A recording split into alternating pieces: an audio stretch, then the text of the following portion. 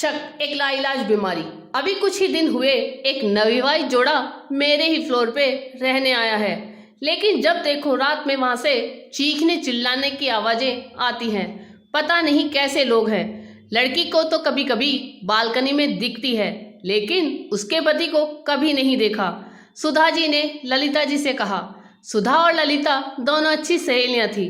10 साल से इस अपार्टमेंट में रहती हैं और धीरे धीरे पक्की सहेलियां बन गई। दोनों के एक एक बेटे हैं जो अपनी पत्नी के साथ दूसरे शहर में रहते थे जहां उनका जॉब था। दोनों सहेलियां अपार्टमेंट के सभी लोगों के घरों का हाल जानती थी। उम्र में छोटी महिलाएं उनसे सलाह लेने आती और वो दोनों सबकी समस्याएं सुलझाती थी।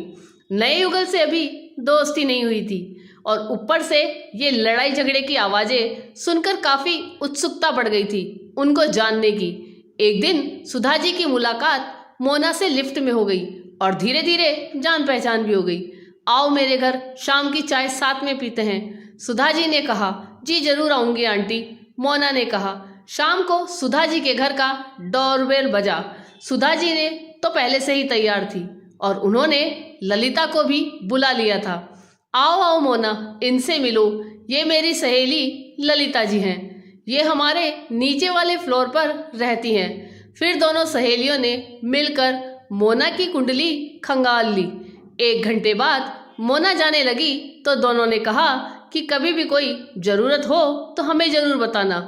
जी ज़रूर कहकर मोना चली गई। 2-4 दिन के बाद दोनों मोना के घर पहुंच गई और उसे विश्वास में लेकर उसका दुख पूछ ही लिया। बुरा मत मानना मोना, तुम हमारी बेटी की तरह हो, इसलिए पूछ रही हूँ। क्या तुम दोनों की नहीं बनती है? हमें गलत मत समझना, दुख बांटने से कम होता है। अगर तुम नहीं बताना चाहती तो कोई बात नहीं, हम नहीं पूछेंगे। अरे नहीं आंटी, सकुचाते हुए मोना ने अपनी झगड़ों के पीछे का कारण बताने लगी। दरअसल बात यह है आंटी कि मेरे और रवि की अरेंज मैरिज है। अभी शादी को 5 महीने ही हुए हैं। उनकी जॉब ऐसी है कि सुबह जाते हैं और रात में आते हैं। मैं अकेली दिन भर बोर होती थी तो एक दिन मार्केट में मेरा क्लास फेलो राज मिल गया। वो भी उसी शहर में रहता था जहां हम लोग रहने आए थे और इत्तेफाक से वो हमारे अपार्टमेंट के बगल वाले घर में रेंट पर रहता था। शुरू में तो रवि उसे खुद ही बुलाते थे और धीरे धीरे उनकी अच्छी बॉन्डिंग हो गई।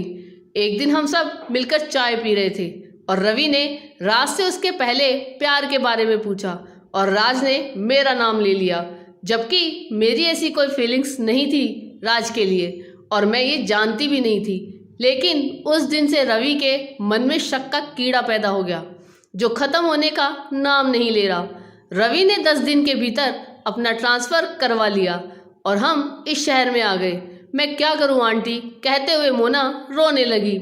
यहाँ आने के बाद भी रवि को इस बात का शक रहता है कि मैं उससे अभी भी बात करती हूँ। वो चोरी छुपे मेरा फ़ोन चेक करते हैं। बेटा मुझे बहुत दुख हुआ तुम्हारी कहानी जानकर। शक एक लाइलाज बीमारी है जो एक बार घर कर जाए तो फिर इसको जड़ से ख़त्म करना बहुत मुश्किल काम है। मैंने तो बहुत करीब से देखा है ऐसा होते हुए।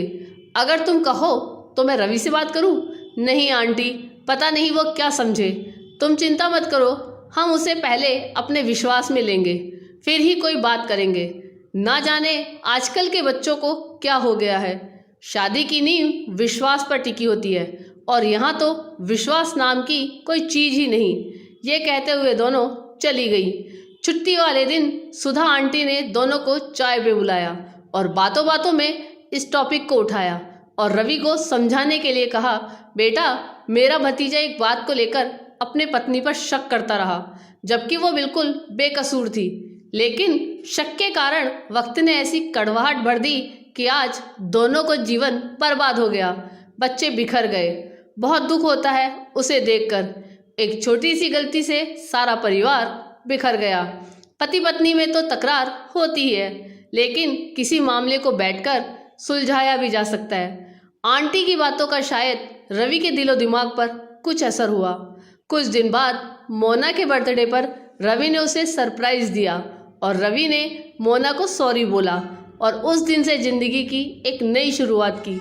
दोस्तों, कभी कभी छोटी सी गलतफहमी बड़े झगड़े का रूप ले लेती है और पति पत्नी का संबंध विश्वास पर टिका होता है। और जब रिश्ते में विश्वास ही ना रहे तो फिर रिश्ता भी टूट जाता है। इसलिए अविश्वास को अपने बीच पलने ना दे। आपको ये कहानी कैसी लगी ये कमेंट करके जरूर बताइएगा।